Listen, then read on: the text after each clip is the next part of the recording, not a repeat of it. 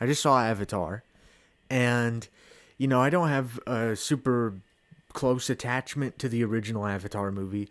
I don't remember thinking that that was especially great. Um, I think I probably liked it at the time, but I was like fucking 8, so I don't know. I'm not really gonna trust my 8-year-old self. I think I've seen it on TV a couple times since then. I mean, obviously, I don't watch TV very much anymore, so even that was a long time ago. But, I don't remember it being terrible. I don't remember hating it. A lot of people speak fondly of it. Looking back at it, it seems like it's fine.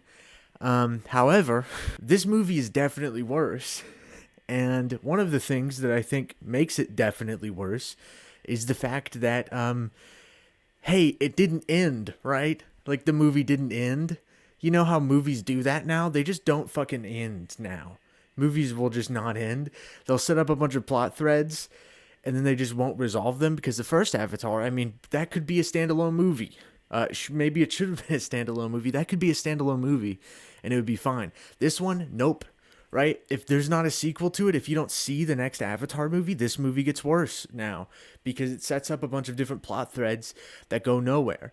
There's the plot thread with the general guy and his son, which was stupid to begin with, and that's not that's not deep.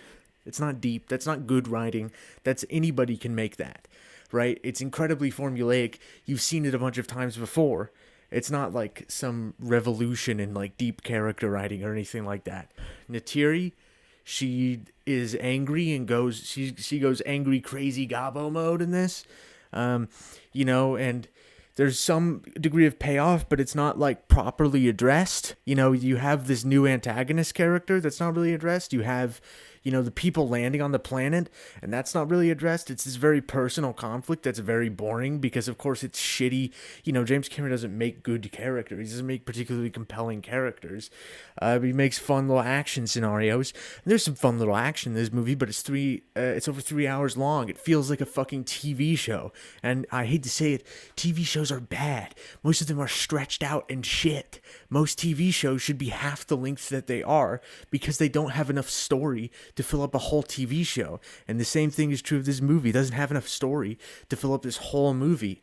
But I think a lot of that can be forgiven because I know the first movie wasn't particularly amazing with its characters or anything, but the first movie wrapped all the things up at the end. It ended it. This movie wraps up almost no storylines. Almost none of them are wrapped up. It's all open so that you have to go watch the next fucking movie.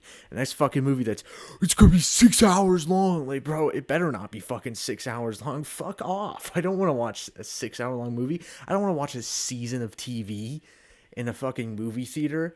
I don't want to binge watch the next fucking season of Avatar as one fucking movie in the theater. I'm not interested in doing that. All the franchises that we're endlessly recycling at this point all sort of come from like before the first Avatar. They all come from like the very early 2000s and before. Harry Potter or The Matrix or Star Wars or Lord of the Rings. These are all a lot older, and even stuff like Marvel is based on much older things. And so it seems like, the only real goal that James Cameron has with this is just to make the next thing that's like that. He just wants to make the next huge franchise, and honestly, not a very admirable goal. Kind of sucks, to be honest. It's 5 out of 10. I mean, there's some stuff was fun.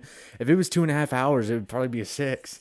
But no, it wasn't 2.5 hours. It was 3 hours and 12 fucking minutes.